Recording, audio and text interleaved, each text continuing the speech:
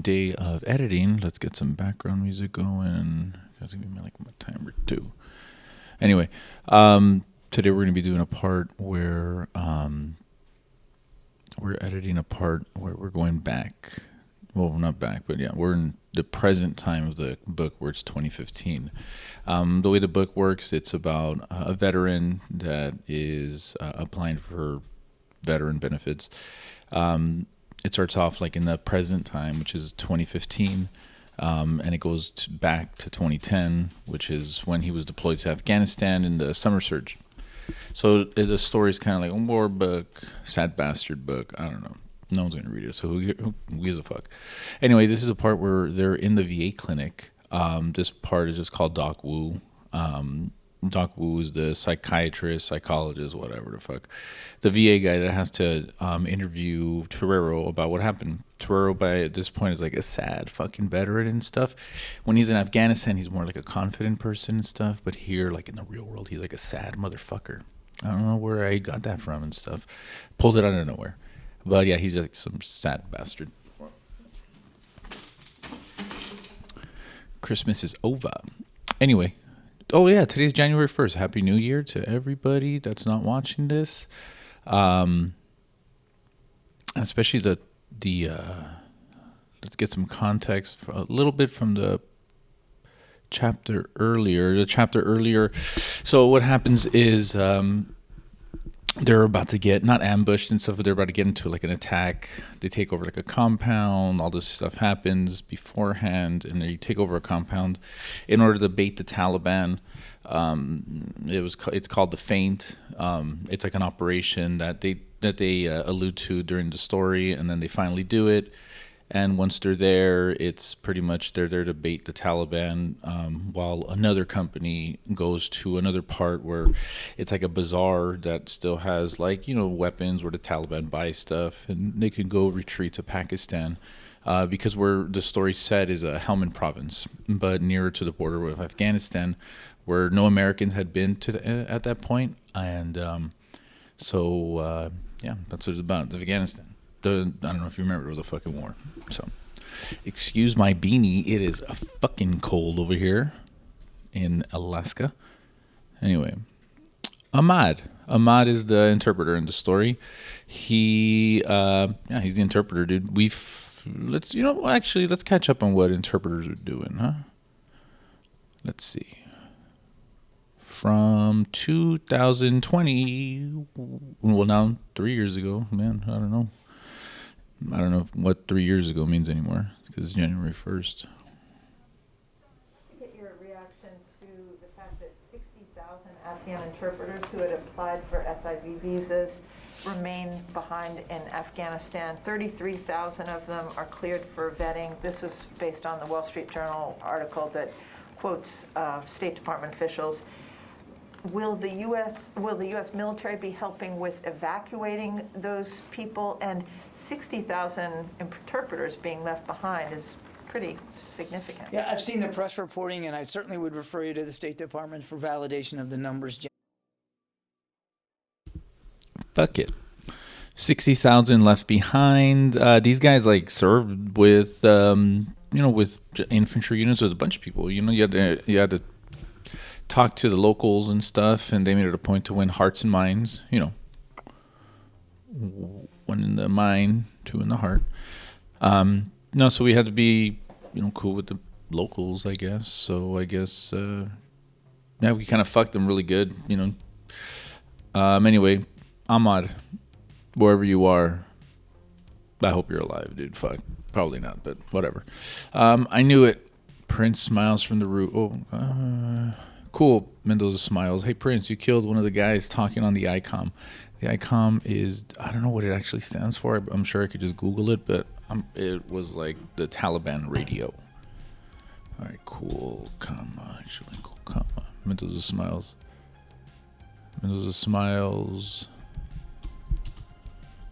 And looks up to the roof where Prince is reloading. Where Prince is still Scanning the farmland across from them. All right. Gotta add a little bulk to some of this shit. There's parts that I haven't edited that I like intentionally miss. I'm not a professional writer. That's why. So I apologize. I didn't go to school for this shit. I'm going to school for something literally completely opposite of this. It's just something I like to do. I don't know. It's fucking terrible. Narcissism, obviously. I knew it. Prince smiles from the roof. Prince smiles. No more smiles. I knew it. Prince.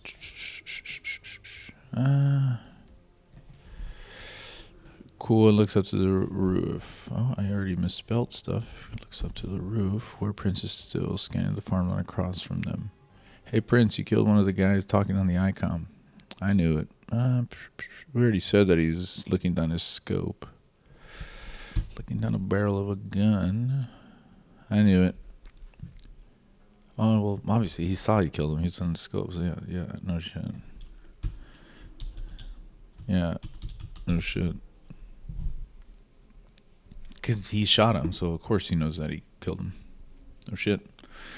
Ahmad clears his throat, getting Sergeant Mendoza's attention. Oh, and Mr. Sergeant, probably just need one H there. Oh, and Mr. Sergeant, the Taliban sees us, yes? Sees us, yes. And arranging to attack on this compound right very now. Ahmad smiles with the pride of a job well done and presses the headset against his ear in deep concentration for a few more seconds. Mr. Sergeant, yes? 5 minutes, they will start attack with rockets followed by machine gun and mortars. Rufus, Mendoza, and Toro turn and run towards their respective fighting positions. Yeah. And then we go into the present time, which is 2015. Fuck, that's 10 years ago now. Holy shit. Yeah, the present time. Fuck, okay. Jesus Christ.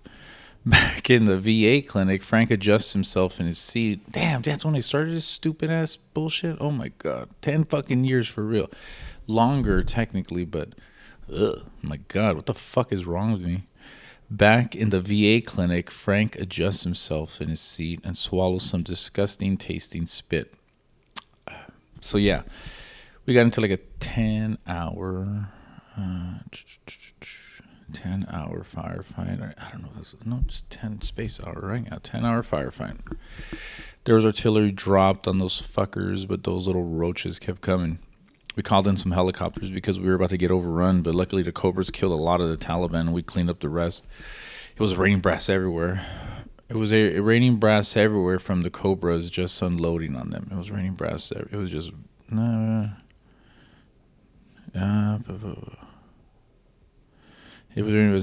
Okay. The Cobras are the helicopters. And the brass is like from their cannons. They have like no shit, like machine gun cannons, big old fucking. I want to say like 22 millimeter some shit. I wrote it down, but yeah. Anyway, it was just fucking. Excuse me.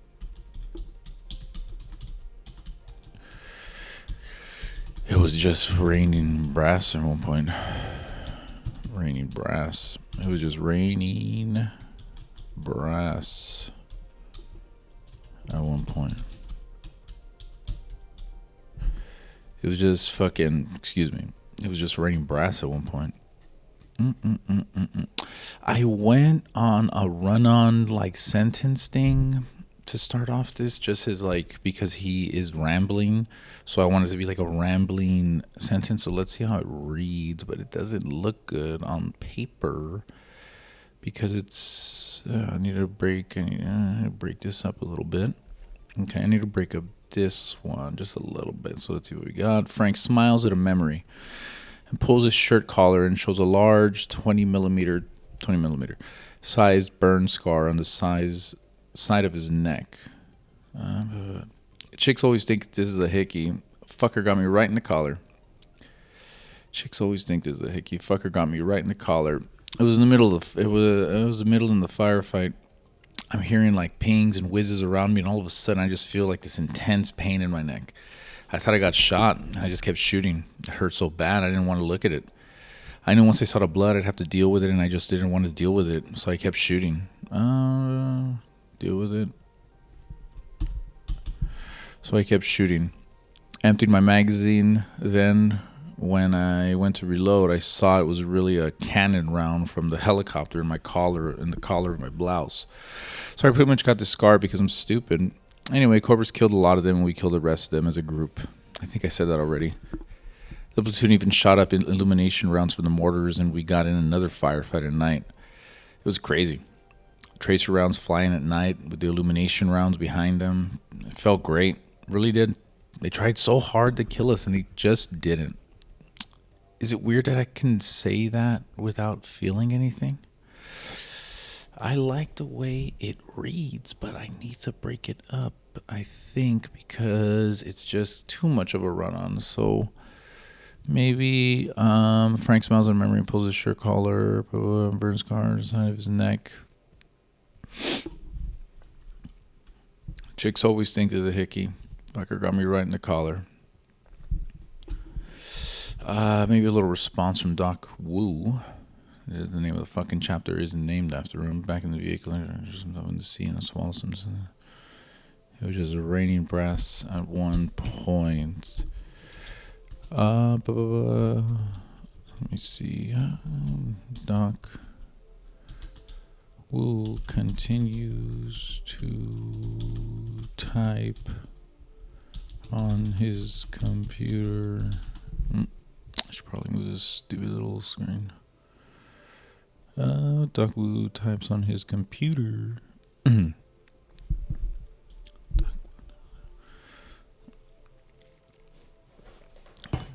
Types on his computer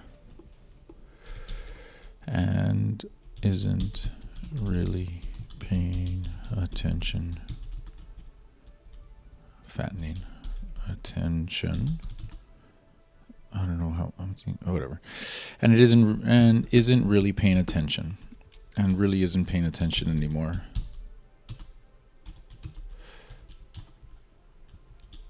Interesting, Mr. Torero. He types some generic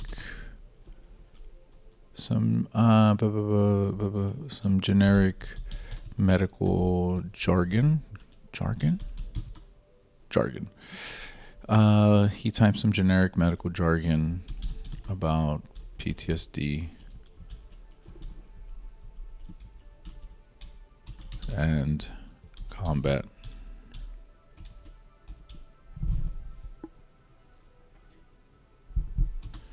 That he knows will get Frank a good rating.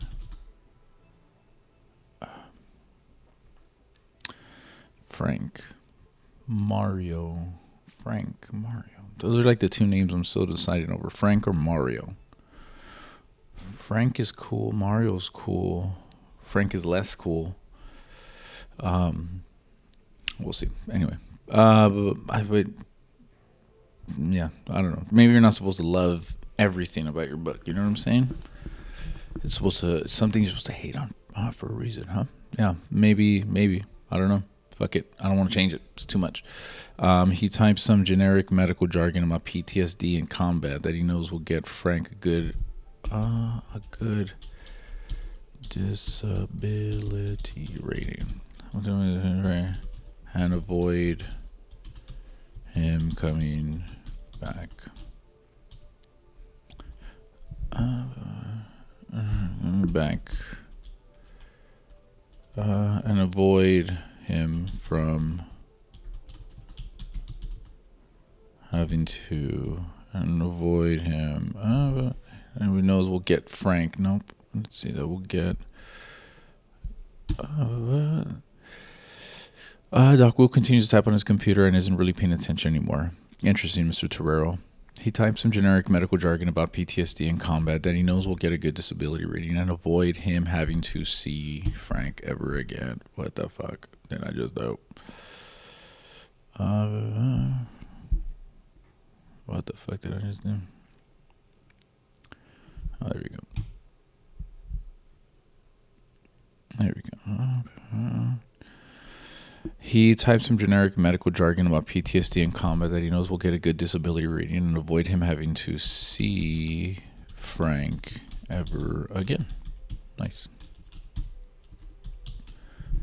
And avoid him having to see Frank ever again. All right, this is the next one. Frank smiles at a memory and pulls his shirt collar to show,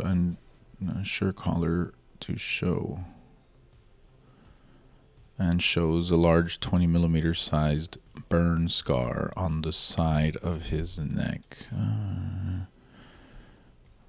Pulls on his right shirt collar, left shirt collar, shows a large 20 millimeter sized burn scar on the side of his neck. And I will just say along his collarbone. Along his collarbone.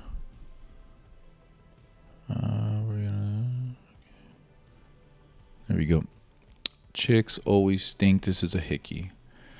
Fucker got me right in the collar. It was the middle of the firefight. I'm hearing like pings and whizzes around me, and all of a sudden I just feel this intense pain in my neck. I thought I got shot, but I just kept shooting. It hurt so bad I didn't want to look at it. I knew once I saw the blood I'd have to deal with it, and I just didn't want to deal with it. So I kept shooting. Emptied my magazine, and when I went to reload it, I saw it was really a cannon around from the helicopter in the collar of my blouse. So I pretty much got this car for being stupid. Quotation mark there.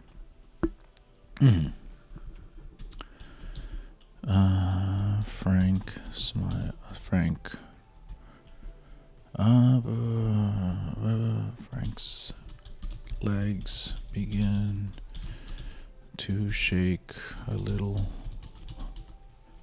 and his heart races a little more.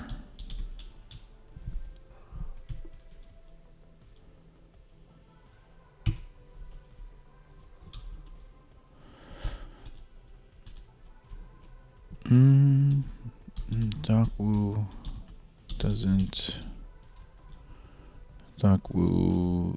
thinks about the lunch. About the lunch he has waiting for him. Doc Wu thinks about the lunch he has waiting for him.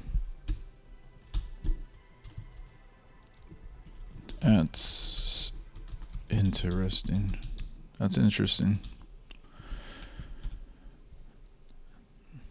Anyway, okay, back to quotation marks. Alright, so we're broken this up a little bit. It's a little cleaned up.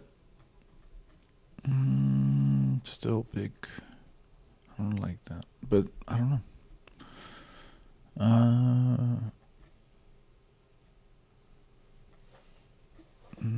Fuck it. Alright. I don't want to add to it, just for the sake of adding either.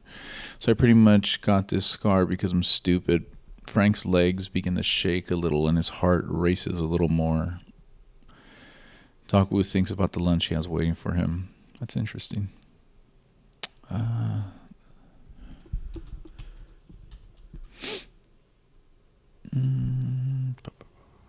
It's got to be a period. And then that's interesting.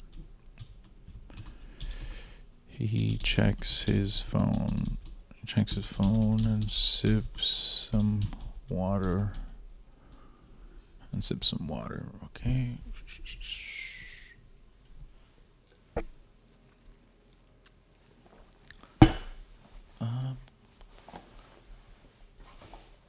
Okay.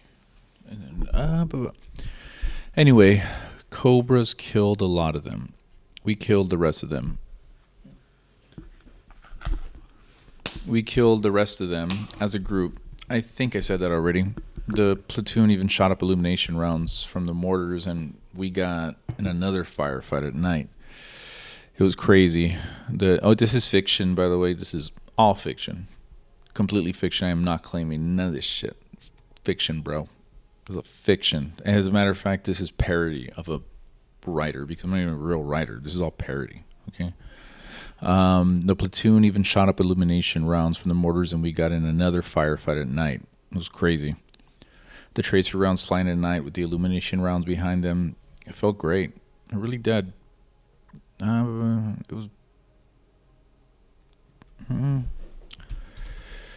was kind of beautiful.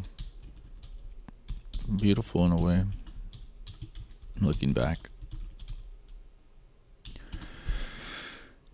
It felt great. It really did. They tried so hard to kill us and they just didn't. Is it weird that I want to add a pause? They tried so hard to kill us and they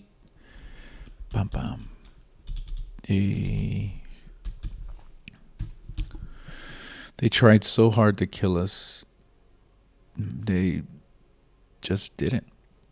Is it weird that I could say that without feeling anything?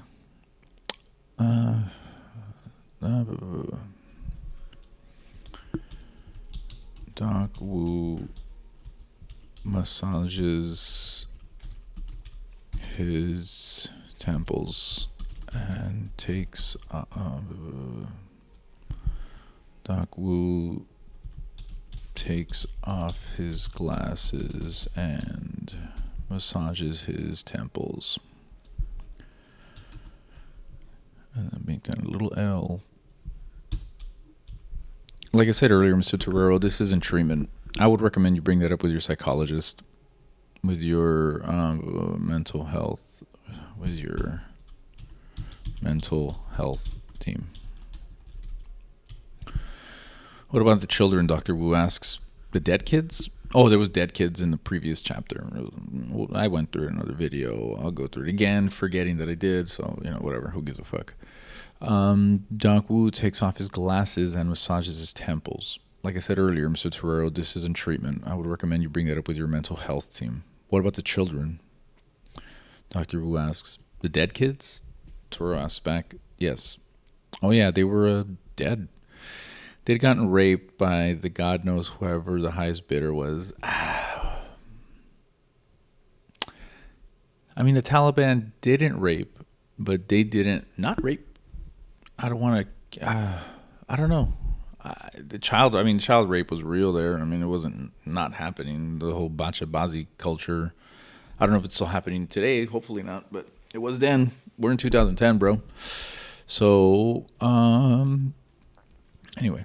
Sorry, it's like an internal debate I have with myself, but it's because I'm confusing like the new, kinder, gentler Taliban with the 2010 kind of like fucking hard ass. I'm sure they didn't give a fuck if a dude raped a kid as long as he was down to fight and die, So it is what it is. I don't know, but it's 2010, so the world was better. I don't know. Oh yeah, they were dead. They'd gotten raped by the God knows whoever the highest bidder was, by God knows whoever the highest bidder was. It wasn't just the Taliban. Everybody be raping over there. Throw holds in a laugh or cry. The cops, the NA, the Taliban. I don't know, but it seemed like there was a lot of repressed sexual tension in the air, and it just kind of surfaces rape and murder, and there's never a shortage of orphans and for predators to prey on over there. M dash.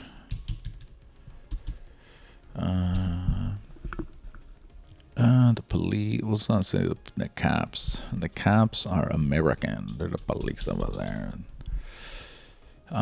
It wasn't just the Taliban. It wasn't just let's see.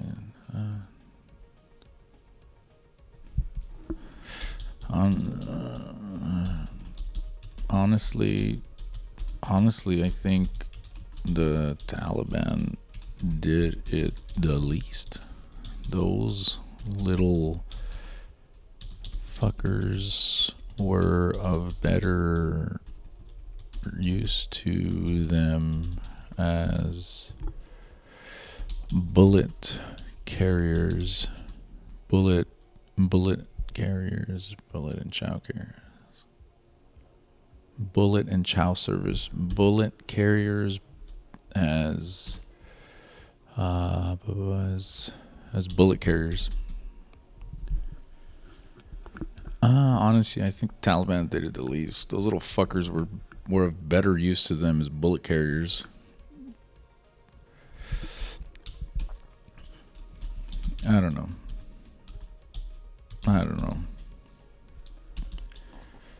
It just seemed like everybody be raping over there. Throw hens or laugh or cry over there. Fuck, even here. Thoreau holds in a laugh or cry. The police, DNA, the Taliban, I don't know, but it seemed like there was just a lot of repressed sexual tension in the air. It just kind of surfaces rape and murder. And there was, and, you know,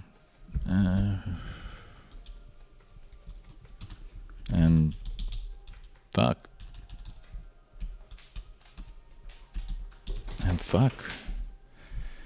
There was never a shortage of There's never a shortage of rape and murder. Okay.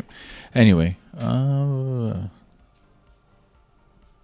right, it's good. Just a different culture, Mr. Torero. You were exposed to a small fraction of what Afghanistan really has to offer, Dr. Wu says to Torero. Just a different culture, Mr. Torero. You were exposed to a small fraction of what Afghanistan really has to offer. I can't speak for what I haven't experienced and all. I can't speak for what I haven't experienced. And all I experienced were these guys in the farmland where it's still the 7th century. These really hardline motherfuckers there will have 3 wives, 15 kids, and you know who inherits all the father's shit and gets the love? The firstborn son. That's it. Everyone else is just a farmhand or a daughter ready for auction. These not firstborns end up getting... that reads kind of wrong out loud, doesn't it? I can't speak for what I haven't experienced. And all I experienced were these guys in the fucking... on the dark side of the moon. We'll say that. On the dark side of the moon, where it's still the 7th century. I mean, these really hardline motherfuckers. These really hardline motherfuckers there will have... obviously there, we could take out there. Not will have, had.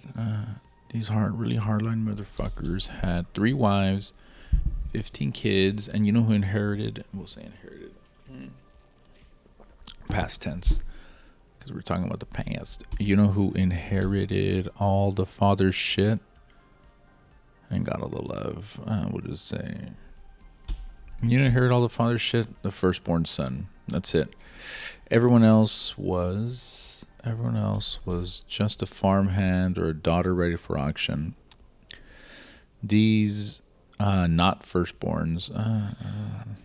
No, all these fucking kids. All these fucking kids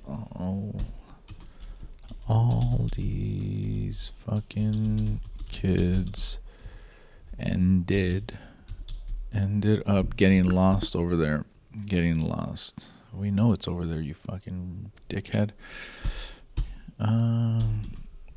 All these fucking kids ended up getting lost and predators targeted the weak. These kids might as well be These kids might as well have been orphaned.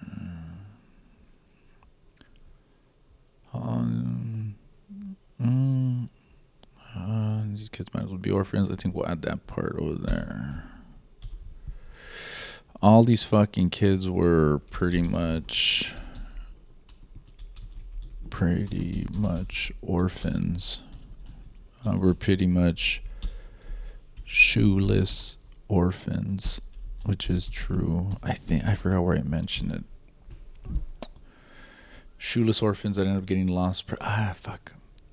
There is a part I want to add, but I don't know. Is that maybe this right?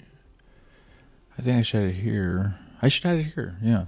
The Taliban would you would have like these nice Christian only Christian groups that would send stuff to middle of nowhere to Afghanistan. Dude, we get like, there would be like big boxes, not just we, a lot of other people, everybody, in a lot of different places.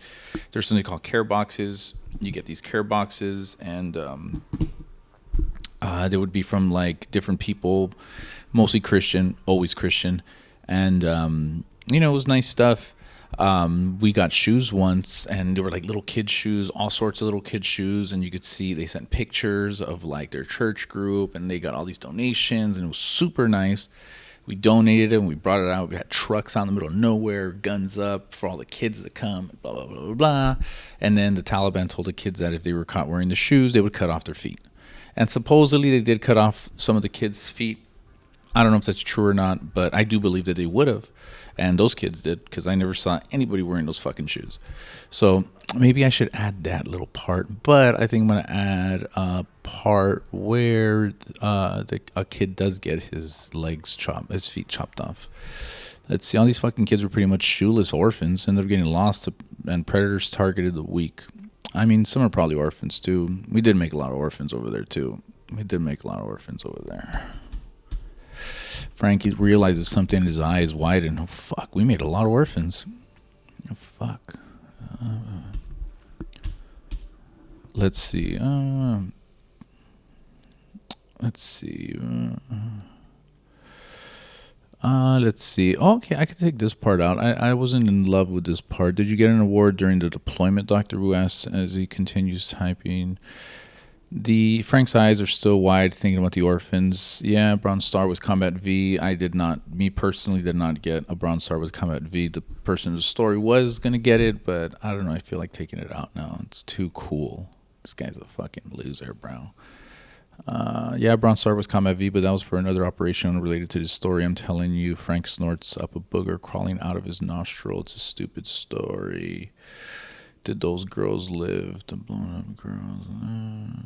Okay. Anyway, let's take this part out. Did you get a war? Okay, let's see.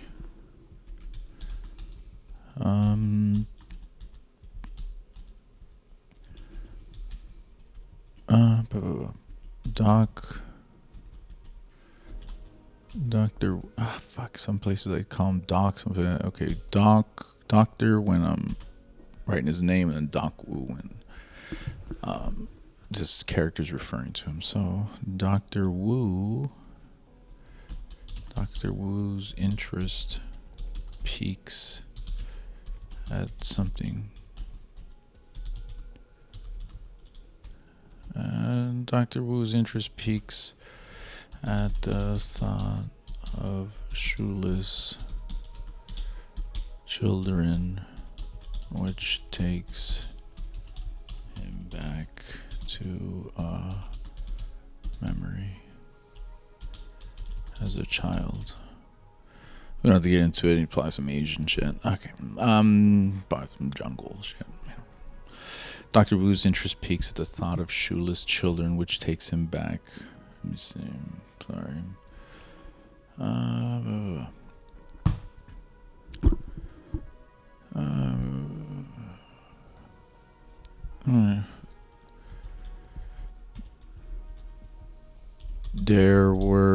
The pictures always show the children walking on those rocky roads with no shoes. It's truly heartbreaking.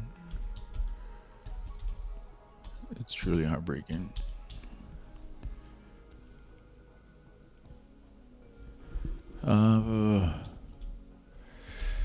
yeah, man. Yeah, man.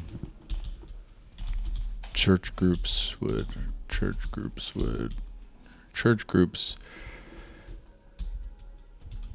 I mean, Christian church groups. Christian church groups. This isn't uncommon in other religions which have their place. You know, I'm partial to Jesus Christ. Yeah, man, church groups. I mean, Christian church groups would send care packages, and they once sent a bunch of kids' shoes that we gave to the local kids. We had security up, and had all the elders have the kids gathered, and we gave them a bunch of candy and shoes.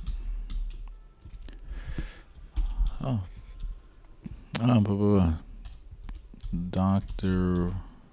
Wu genuinely, first time, genuinely smiles for the first time. That's really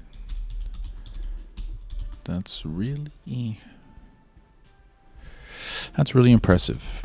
He would say something. That's really impressive. That's impressive. No, that's impressive. That's impressive. Really a beautiful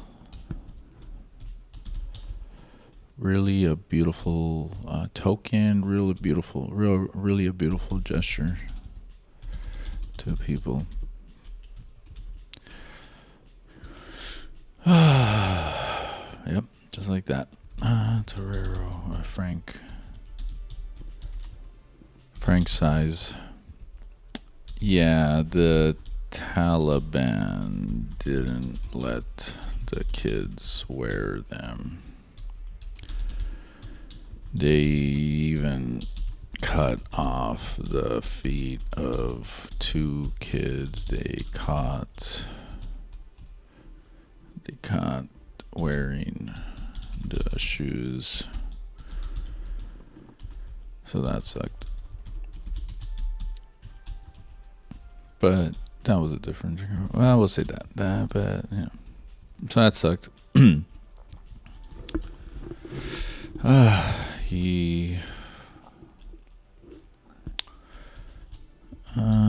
Frank knows he's rambling.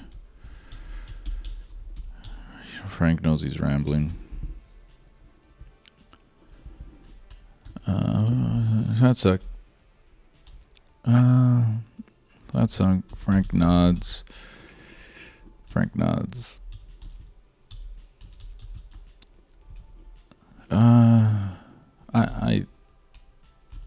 But I didn't treat.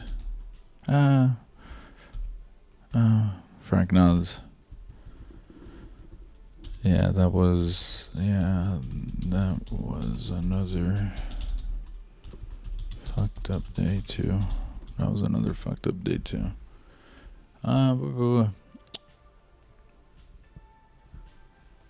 Okay. Dr. Wu clears his throat. A lot of clearing throats. Dr. Wu tries to change the subject as he sees Frank's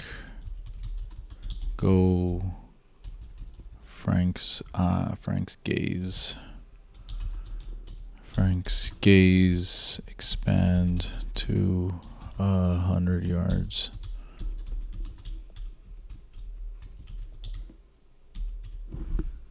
Not 1,000 yards, just 100. Did those girls live? The blown up girls? That's okay. Yeah, the Grand Old Man of Afghanistan, Kings of the PB around. Okay, yeah. In another chapter, there was a couple of blown up girls that I'd gone through a couple of times. We're gonna wrap it up. If you stuck around this much, thank you so much. Happy New Year. Make it the most. Make it the best. Avoid white Ford pickup trucks in public spaces. And God bless you. Bye bye.